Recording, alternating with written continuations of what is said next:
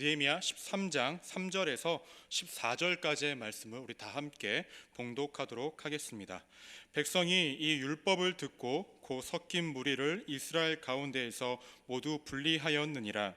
이전에 우리 하나님의 전에 방을 맡은 제사장 엘리야십이 도비야와 연락이 있었으므로 도비야를 위하여 한 큰 방을 만들었으니 그 방은 원래 소재물과 유향과 그릇과 또 레위 사람들과 노래하는 자들과 문지기들에게 11조로 주는 곡물과 새 포도주와 기름과 또 제사장들에게 주는 거제물을 두는 곳이라. 그때에는 내가 예루살렘에 있지 아니하였느니라. 바벨론 왕 아닥사스다 32년에 내가 왕에게 나아갔다가 며칠 후에 왕에게 말미를 청하고 예루살렘에 이르러서야 엘리야십이 도비야를 위하여 하나님의 전뜰에 방을 만든 악한 일을 안지라. 내가 심히 근심하며 도비야의 세간을 그 방 밖으로 다 내어 던지고 명령하여 그 방을 정결하게 하고 하나님의 전의 그릇과 소재물과 유향을 다시 그리로 들여 놓았느니라. 내가 또 알아본즉 레위 사람들이 받을 몫을 주지 아니하였으므로 그 직무를 행하는 레위 사람들과 노래하는 자들이 각각 자기 밭으로 도망하였기로 내가 모든 민장들을 꾸짖어 이르기를 하나님의 전이 어찌하여 버림바 되었느냐 하고 곧 레위 사람을 불러 모아 다시 제자리에 세웠더니 이에 온 유다가 곡식과 새 포도주와 기름의 11조를 가져다가 곳간에 드림으로 내가 제사장 셀레마와 서기관 사독과 레위 사람 부다야를 창고지기로 삼고 마따냐의 손자 삭굴의 아들 하난을 버금으로 삼았나니 이는 그들이 충직한 자로 인정됨이라. 그 직분은 형제들에게 분비하는 일이었느니라. 아멘. 저는 오늘 여러분과 함께 읽은 느헤미야 13장 3절에서 14절까지의 말씀을 가지고 다시 한번 고백해 보겠습니다. 이런 그리스도인이 되십시오. 이와 같은 제목으로 말씀의 은혜를 나누기 원합니다. 멕시코에 보면은요 타라후마라라고 하는 부족이 살고 있습니다. 이 타라후마라 부족이 잘하는 게 있는데 그게 뭐냐면은 사슴을 사냥하는 거래요. 근데 여러분 사슴이 얼마나 빠릅니까? 사슴이 사람보다 2배는 더 빨리 뛴다고요. 그런데 그 사슴을 사냥한다는 거예요. 그래서 어떻게 사슴을 사냥하는지 이제 사람들이 쭉 취재를 해보니까 이 타라후마라 부족이 사슴보다 빠르지는 않지만 끝까지 사슴을 추적해서 마침내 사슴을 사냥하는 것을 알게 되었습니다. 그래요. 타라후마라 부족의 사슴 사냥 방법은 빨리 달리는 데 있지 않고 끝까지 달리는 데 있는 것입니다. 우리가 어떤 일들을 할 때 빨리 결과를 보기 원하는 때가 있지만 그러나 오랜 시간 공을 들여야 결과가 나오는 일들이 빨리 결과가 나오는 일보다 훨씬 더 많이 있습니다. 우리 클레마 대학 청년부 지체들은 끝까지 하나님께서 맡겨주신 귀한 사명의 삶을 살아가 하나님께서 맺게 하시는 놀라운 그 삶의 열매를 맺는 그런 청년들 되어주시기를 주님의 이름으로 축원합니다. 우리가 지난 1년 동안 사실 이 타라후마라 부족과 같은 삶을 살아가고 있는 한 사람의 삶을 타라후마라 부족처럼 지금 쫓아왔습니다. 그 사람이 누구냐면 바로 느헤미야인 것이죠. 우리는 지난 1년 동안 느헤미야와 그와 함께한 사람들이 도비야와 산발락과 게셈 같은 사람들의 방해 속에서도 어떻게 하나님의 역사를 이루어가는지에 대해서 어떻게 그 역사를 이루어 왔는지에 대해서 말씀의 은혜를 나누었습니다. 뿐만 아닙니다. 우리는 수문학 광장에도 그와 함께가 그 수문학 광장에서 하나님께서 일으켜주신 놀라운 회개운동의 현장에 가 서보기도 했습니다. 그리고 우리가 건너뛴 이제 느헤미야 10장 12장 내용은 어떤 내용이냐면은 느헤미야가 계속해서 그 예루살렘에 머물며 신앙 회복 운동, 예배 갱신 운동을 일으키고 주도해 왔음에 대해 성경은 우리에게 이야기를 합니다. 자, 그렇게 이제 12년 동안 예루살렘에 머문 느헤미야는 다시 페르시아에 있는 수상국으로 돌아갑니다. 아니 그냥 계속 살면 됐지 왜 돌아갑니까? 우리 느헤미야 2장 6절에 느헤미야가 떠날 때 왕에게 기한과 말미를 청하여 떠난 것을 우리가 알 수 있습니다. 과연 그런지 우리가 한번 읽어볼까요? 그때 2장 6절에서 그때 왕후도 왕 곁에 앉아 있었더라. 왕이 내게 이르시되 내가 몇 날에 다녀올 길이며 어느 때에 돌아오겠느냐 하고 왕이 나를 보내기를 좋게 여기시기로 내가 기한을 정하고, 그러니까 느헤미야가 예루살렘에 올 때는 기한을 정하고 온 거예요. 근데 그 기한이 12년 기한이었던 것 같습니다. 그래서 이 모든 기한을 마치고 느헤미야는 다시 페르시아에 있는 수상궁으로 돌아갑니다. 그런데 이게 어찌된 일입니까? 수상궁에 돌아간 지 얼마 되지도 않았는데 예루살렘으로부터 계속해서 슬픈 소식이 도착하기 시작합니다. 무슨 소식이었냐면 이런 소식입니다. 예루살렘 백성들의 신앙이 흔들리고 다시 타협되기 시작했다는 것입니다. 하나님의 성전이 더럽혀졌다는 거예요. 자신이 무려 12년 동안 온 힘을 다해 해온 이 일들이 불과 자신이 떠난 몇 달 만에 이루어졌다는 것이 느헤미야에게 놀랍기도 했거니와 허탈한 마음 들게 했을 것입니다. 사랑하는 여러분, 우리도 느헤미야가 겪고 있는 이런 일들 겪을 때 있지 않습니까? 오랜 시간 투자한 일들이 실패한 것처럼 여겨질 때가 있지 않습니까? 우리 가정에, 우리의 직장 생활에 우리가 꿈꾸고 소망하는 일들, 공들여온 일들에 이런 처참한 결과가 내려질 때가 있지 않습니까? 우리의 신앙생활에도 이런 영역이 있지는 않습니까? 이럴 때 여러분은 어떻게 하십니까? 오늘 느헤미야는 어떻게 하고 있죠? 그는 다시 예루살렘으로 돌아가고 있습니다. 성경은 느헤미야의 마음이 어땠는지에 대해 말하지 않습니다. 그가 허탈했는지, 그가 화가 났는지 우리는 알 길이 없습니다. 중요한 것은 그가 다시 잘못되어져 가고 있는 것을 리픽스하기 위해서 예루살렘으로 돌아가고 있다라고 하는 사실입니다. 그래서 그가 한 일이 무엇입니까? 다시 백성들에게 하나님의 말씀을 들려주었다라는 사실입니다. 사랑하는 여러분, 오늘 우리가 느헤미야와 같이 이렇게 포기를 모르는 그리스도인들이 되었으면 좋겠습니다. 우리가 이렇게 끝까지 무엇인가를 해낼 수 있는 사람들이 되기를 주님의 이름으로 축원합니다. 세상 일뿐만 아니라 특별히 하나님께서 우리에게 맡겨주신 귀한 사명, 이제 오늘 총회를 거쳐서 새로운 일꾼들이 세워질 텐데 이런 느헤미야와 같은 그리스도인 리더십을 가진 청년들 되어주시기를 주님의 이름으로 부탁을 드립니다. 그럼 이런 느헤미야와 같은 사람이 되기 위해서, 이런 그리스도인이 되기 위해서 우리는 어떻게 해야 될까요? 오늘 성경은 세 가지로 우리에게 축약해서 말씀합니다. 첫 번째, 총회니까 말씀이 길 필요는 없는 거죠? 할렐루야. 말씀이 짧으면 은혜가 됩니다. 좀 전보다 아멘이 많아졌어요. 자, 첫 번째로 따라 고백합니다. 끝까지 말씀으로 승부하십시오. 하나님이 맡겨주신 이 사명을 중단 없이 포기 없이 끝까지 해내려면요, 끝까지 말씀으로 승부를 보는 사람이 되어야 됩니다. 3절 말씀 우리가 함께 읽겠습니다. 백성이 이 율법을 듣고 곧 섞인 무리를 이스라엘 가운데서 모두 분리하였느니라. 하나님의 말씀을 보니까 다 분리해내라고 말씀하신 모양이에요. 그래서 느헤미야가 그 예루살렘으로 다시 돌아간 다음에 한 일이 뭐냐? 그가 예루살렘을 떠난 동안에 일어났던 모든 잘못된 일들을 다시 하나님 말씀으로 분별하여서 분리해내는 작업을 한 것입니다. 아까 김인호 목사님이 말을 더듬으니까 저도 말을 더듬는 것 같고, 영적으로 제가 기도를 많이 하겠습니다. 이런 이야기가 들리지 않았습니까? 예루살렘 성전에서 방을 관리하던 엘리야십이라는, 우리가 아까 읽은 성경 내용입니다. 엘리야십이라는 제사장이 있었는데 이 제사장이 도비아와 연락이 있었다. 그래서 이 도비아에게 뭘 내줬느냐? 거제물이 들어있던 방을 비워서 그 도비아에게 그 방을 내어줬다라고 이야기를 합니다.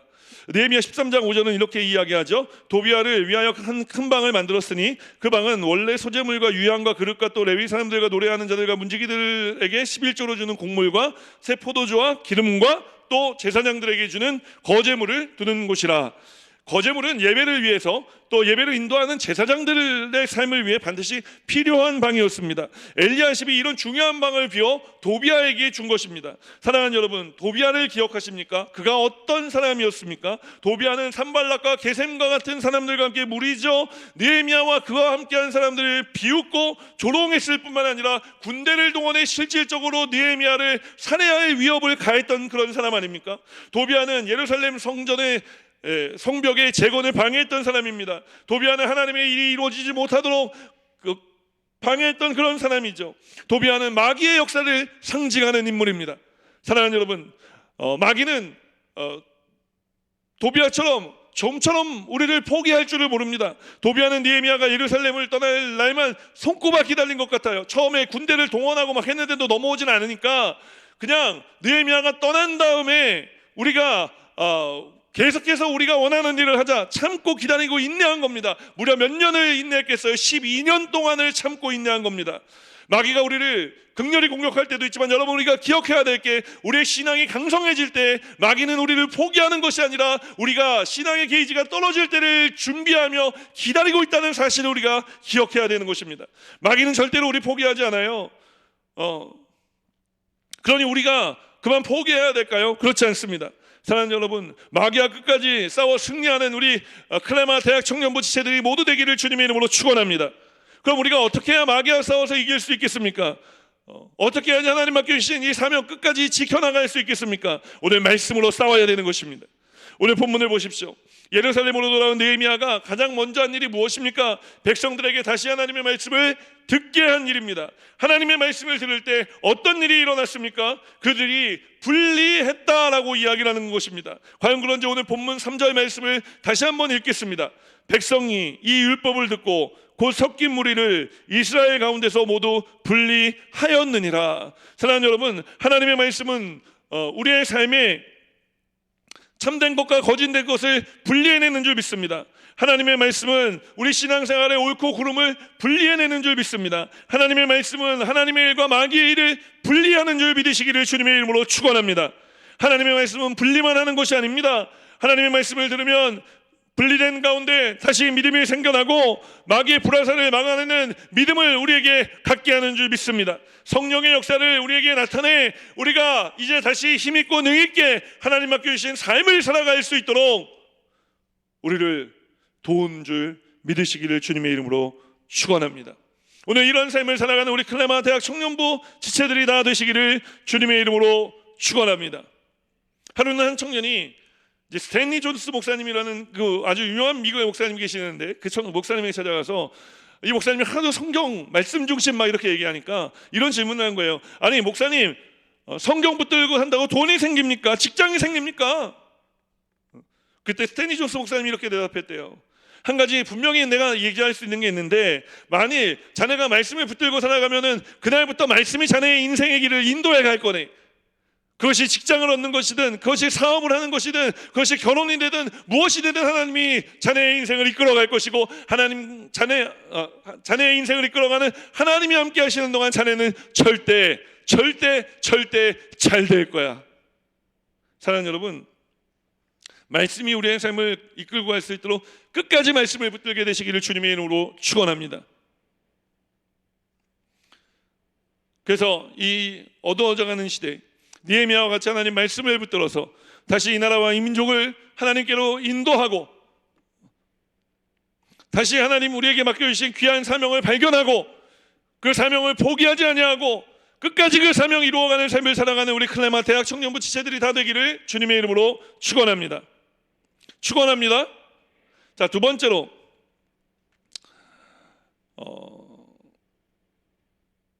따라 고백합니다. 나의 전부를 끝까지 하나님께만 맡기십시오. 하나님이 원하시는 삶을 살아가는 사람은요, 끝까지 그 삶을 하나님께만 맡기는 줄 믿습니다. 과연 그런지 오늘 10절 말씀 우리가 함께 읽습니다. 내가 또 알아본즉 레위 사람들이 받을 몫을 주지 아니하였으므로 그 직무를 행하는 레위 사람들과 노래하는 자들이 각각 자기 밭으로 도망하였기로. 예루살렘에 이제 이 느헤미야가 돌아와 보니까 백성들이 11조도 하지 않고 안식일을 거룩하게 지키지도 않는 겁니다. 불과 몇 달 만에 12년 전 느헤미야가 오기 전 바로 그 모습으로 돌아간 거죠. 느헤미야가 그들의 신앙생활이 무너진 이유를 두 가지로 지적을 하는데, 첫 번째는 물질입니다. 느헤미야가 돌아와 보니까 이제 성전에 있어야 할 레위인들이 다 밭으로 도망가고 없었대요. 왜요? 백성들이 11조를 내지 않아 레위 사람들이 먹고 살 길이 깜깜해진 겁니다. 사랑하는 여러분, 11조는 단순히 돈의 문제에 국한되지 않습니다. 왜냐하면 11조의 문제는 정신의 문제이기 때문에 그런 것입니다. 11조를 하지 않았다는 것은 11조의 정신을 잃어버렸다는 것을 이야기하는 거예요. 11조 정신이란 무엇이냐? 물질의 11조를 10%를 하나님께 드림으로 인해 마지막 하나님 나에게 허락해 주신 90%도 주님의 것입니다라는 것을 인정해 드리는 것입니다. 내가 가진 그런데 10%도 하나님께 맡기지 못하면서 내 모든 삶이 하나님의 것입니다, 하나님 나를 사용해 주십시오, 뻥입니다. 거짓말이에요. 맡기지 않는 겁니다. 저는 청소년 사역을 오래 해오면서 특별히 이제 또 교회학교의 전 세대를 다 오르면서 아주 어린 아이들에게도 11조를 강요합니다. 10원이라도 하라는 거예요. 엄마에게 100원을 받으면 10원을 하는 겁니다. 그 10원을 정성스럽게 봉투에 담는 방법부터 가르치는 거예요. 그렇게 할 때에 자라서 100만 원을 벌었을 때 10만 원을 하나님 앞에 정성스럽게 올려드릴 수 있는 사람이 되어지기 때문에 그런 것입니다. 많이 벌어서 봉투 안에 많이 담을 수 있을 때 11조라는 게 아니라니까요. 11조는 정신의 문제예요. 우리 클레마 청년대학부 지체들도 하나님께 11조 올려드리게 되시기를 주님의 이름으로 축원합니다. 아유, 그거 다 문제 있는 거 아닙니까? 그거 다 구약에만 하는 거고 신약에는 요즘 하도 똑똑한 사람들이 많아서 여러분 이거는 이렇고 저건 저렇고, 여러분 믿음으로 드리는 겁니다. 믿음으로 하나님께 믿음으로 내 삶을 맡기는 거예요. 근데 하나님께서 100%를 다 내놓으라고 이야기하지 않고 그 물질의 11조, 또 이렇게 얘기하면 목사님 새 전과 새 후로 어떻게 나누어서 드려야 되는 겁니까? 네 믿음대로 해 라고 이야기를 합니다. 저는 한 자매가 저에게 전화가 왔어요. 목사님 어떡해요? 제가 11조를 잊어버렸지 뭐예요? 그런데 이번 달만 어떻게 지나가면 그거 왜 나한테 그래? 그 11조 나한테 드리는 건가? 알았다고요. 그냥 한번 해봤어요. 목사님이 한번 좀 이렇게 웨이브, 괜찮아, 잊어버렸으면 어쩔 수 없이 하나님도 이해해 주실 거야, 이런 얘기 해주실 줄 알고 제가 전화해봤어요. 그런데 우리 목사님은 역시 피도 눈물도 없으셔. 끊어버리더라고요. 울면서 와서 11조 했어요. 근데 11조 했는데 여러분 어떤 일이 일어나는 줄 아십니까? 그날 오후에 돈을 찾았어요. 그래서 제가 그랬죠, 불러서. 너는 11조 안 했으면 그 돈 너 못 찾았다. 목사님이 그거 어떻게 그렇게 단언합니까? 저는 믿음으로 단언할 수 있습니다. 하나님께 여러분 인생을 맡기기 원하십니까? 인생을 맡기기 원하십니까? 인생을 맡기기 원하십니까? 그럼 여러분 11조 하셔야 돼요. 어른이 되면은요, 어른들은 그런 분들이 있어요. 11조 봉투 누가 보면 창피스러워서 누가 볼까봐 지금 11조를 할 수가 없어요. 목사님 내가 벌이가 없어요. 근데 여기다 1,000원짜리 한 장 넣어갖고 11조 하기가 그러잖아요. 어떻습니까? 11조는 돈의 문제가 아니라 정신의 문제라니까요. 오늘 이스라엘 백성들은 11조의 정신을 잃어버렸습니다. 두 번째, 그들은 시간에 문제가 생겼습니다. 느헤미야 13장 17절 말씀 함께 읽겠습니다. 내가 유다의 모든 귀인을 꾸짖어 그들에게 이르기를 너희가 어찌 이 악을 행하여 안식일을 범하느냐. 말하자면 예루살렘에 돌아와 보니까요, 많은 사람들이 안식일을 범하며 돈을 벌고 있었던 거예요. 그러면서 11조도 하지 않고 있었습니다. 그도 그럴 것이 돈 버느라 구해올 시간도 없는데 11조는 언제 했겠어요? 여러분, 안식일을 거룩하게 지키는 여러분들에게 우리 하나님께서 은혜를 주실 줄 믿습니다. 여러분은 이 시간을 하나님께 드리는 것이 이게 무슨 의미가 있을까 싶겠지만, 여러분 청년의 날, 청년의 때, 청년의 삶을 살아가며 주일날 이 시간에 교회와 앉아 있을 수 있다는 것은 여러분 대단한 일입니다. 여러분 지금 얼마나 대단한 일을 하고 계신지 모르시는 것 같은데 여러분 대단한 삶을 살고 계신 거예요. 오늘 이 대단한 결단과 이 대단한 예배 가운데 우리 하나님께서 여러분을 복 주시는 줄 믿으시기를 주님의 이름으로 축원합니다. 축원합니다. 축원합니다. 우리 교회 여러분 전국 1등이 있는 거 아세요? 우리 교회 고등부에 전국 1등이 있어요. 전국 1등인데 얘가 어려서부터 할머니하고 엄마한테 이렇게 배운 거예요. 예, 주일은 주님의 날이니 온전히 주님 전에서 봉사해라 했고, 오늘도 온종일 봉사했다고요.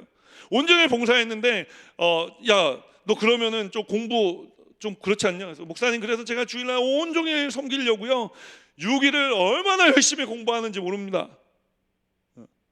그러니 6일도 주님을 위해 살아가니 그는 주일날만 교회에 머물 때만 주님께 헌신된 삶을, 주님을 섬기는 삶을 살아가는 것이 아니라 이 아이는 6일 동안도 주님을 섬기는 삶을 살아가는 거예요. 사랑하는 여러분, 오늘 우리 교회 여러분 이제 곧 내후년에 이제 올라올 고등학생도 이렇게 살고 있습니다. 오늘 여러분은 더 그런 삶을 살아가게 되시기를 주님의 이름으로 축원합니다. 인생에 무엇이 중요합니까? 예배가 중요한 것입니다. 왜냐하면 예배를 통해 우리가 하나님께 우리의 삶을 맡길 수 있고, 우리가 맡길 때 하나님이 우리의 삶을 책임져 주시기 때문에 그런 것입니다. 하나님께서 오늘 이 예배를 드리는 우리 청년들에게 은혜를 주실 줄 믿습니다. 믿음을 주실 줄 믿습니다. 오늘 11조의 정신을 회복하십시오. 그리고 시간의 문제를 해결하십시오. 꼭 이런 말은 여기 안 나온 사람들이 들어야 되는 얘기죠, 그죠? 아, 목사님은 꼭 누가 들어야 되는데 걔 없는데 오늘 꼭 이런 설교를 하시더라. 전하시면 됩니다. 오늘 유튜브로 듣고 계신 우리 청년들도 이제 교회로 오게 되시기를 주님의 이름으로 축원합니다. 마지막 세 번째입니다. 하나님이 원하시는 일을 끝까지 해낼 수 있는 이런 그리스도인, 타마 후마라 부족과 같은 삶을 살아가는 그리스도인이 되기 위해서 우리가 세 번째로 해야 될 것 따라 고백합니다. 끝까지 기도의 무릎을 꿇으십시오. 14절 말씀 함께 있습니다. 내 하나님이여, 이 일로 말미암아 나를 기억하옵소서. 내 하나님의 전과 그 모든 직무를 위하여 내가 행한 선한 일을 도말하지 마옵소서. 느헤미야가 1장부터 13장까지 일관되게 우리에게 보여주는 모습이 하나 있는데, 그것은 뭐냐? 기도하는 모습이에요. 느헤미야는 기도의 사람이었습니다. 느헤미야가 일평생 포기하지 않고 끝까지 한 가지 일이 있다면 그것은 기도인 것입니다. 그도 낙심했던 적이 있었을 것입니다. 그도 실망했던 적이 있었을 거예요. 그도 다 그만두고 싶은 마음이 들었던 때도 있었을 것입니다. 그도 시험에 들었던 적이 있었을 거라고요. 다 버리고 편한 삶이 보장되어 있는 페르시아로 돌아가 그 왕의 궁전에서 호의호식하며 남은 노후를 보낼 수도 있었단 말입니다. 그러나 느헤미야는 그렇게 하지 않습니다. 그는 힘든 자리를 마다하지 않습니다. 왜냐하면 그것이 바로 하나님 사명을 주신 자리였기 때문에 그런 것입니다. 그 사명의 자리를 지키기 위해 느헤미야가 눈물을 흘리며 날마다 행하는 것이 하나 있는데, 그게 뭐냐? 기도에 무릎을 꿇는 거예요. 하나님이 민족을 긍휼히 여겨 주시옵소서. 하나님이 민족을 복내려 주시옵소서. 사랑하는 여러분, 우리도 느헤미야처럼 이런 그리스도인 되기를 주님의 이름으로 축원합니다. 오래전 이탈리아 북부에 살고 있었던 한 청년이 있습니다. 이게 어린 시절에 이제 기독교를 믿었는데 그만 마니교라는 이단에 빠져서 그가 이제 방탕하고 이제 굉장히 쾌락주의적인 삶을 살았어요. 이제 시간이 흐를수록 행복하지 못한 자신의 모습을 발견하게 되고, 이제 다시 행복한 삶을 살던 시절로 돌아가고 싶었는데 어떻게 해야 될지를 몰라 무기력하게 침대에 누워 있었습니다. 그런데 어느 날 바깥 정원에서 놀던 아이들의 목소리가 창문을 타고 이제 흘러 들어오는데 이런 말이 들리는 거예요. 펴서 읽어보아라, 펴서 읽어보아라. 그 순간 그의 시선에 오랫동안 책장 한 구석에 방치되어 있었던 성경책 한 권이 보이게 됩니다. 그 성경책을 들어 이제 펼쳤는데 그 펼친 곳이 로마서 13장 12절로 14절 말씀이에요. 우리가 함께 그 말씀 읽겠습니다. 밤이 깊고 낮이 가까웠으니 그러므로 우리가 어두움의 일을 벗고 빛의 갑옷을 입자. 낮에와 같이 단정히 행하고 방탕하거나 술 취하지 말며 음란하거나 호색하지 말며 다투거나 시기하지 말고 오직 주 예수 그리스도로 옷 입고 정욕을 위하여 육신의 일을 도모하지 말라. 자신이 벗어나고 싶었던 모든 삶의 이야기가 써 있었습니다. 그 순간 이 청년은 일어나 무릎을 꿇고 하나님 앞에 눈물을 흘리며 기도하기 시작하며 하나님께 돌아옵니다. 그가 기도의 무릎을 꿇고 다시 눈을 뜨고 일어섰을 때 그는 예전의 그가 아니었습니다. 이 사람이 누구냐? 바로 성 어거스틴인 것입니다. 그가 일어나며 무릎을 꿇고 있었던 그 무릎을 이제 다시 펴 일어나며 그 세 가지 결단을 했다고 나중에 회고록에 이야기를 합니다. 거룩한 말씀을 붙들자, 세상과 구별된 삶을 살자, 기도의 무릎을 꿇자. 우리 한번 다 같이 따라 선포하겠습니다. 거룩한 말씀을 붙들자, 세상과 구별된 삶을 살자, 기도의 무릎을 꿇자. 여러분, 오늘 이런 그리스도인 되기를 주님의 이름으로 축원합니다. 바로 성 어거스틴보다 먼저 이런 삶을 살았던 한 사람이 느헤미야였던 것입니다. 느헤미야가 이런 삶을 살았다면, 오늘 성 어거스틴이 이런 삶을 살 수 있었다면, 오늘 여러분도 이런 삶 살아가는 이런 그리스도인 될 수 있지 않겠습니까? 오늘 이와 같은 삶을 살아가는 귀한 우리 클레마 대학 청년부 지체들이 다 되시기를 주님의 이름으로 축원합니다. 오늘 말씀을 생각하면서 우리 주님의 이름 간절히 세 번 부르고 함께 기도하겠습니다. 주여, 주여, 주여.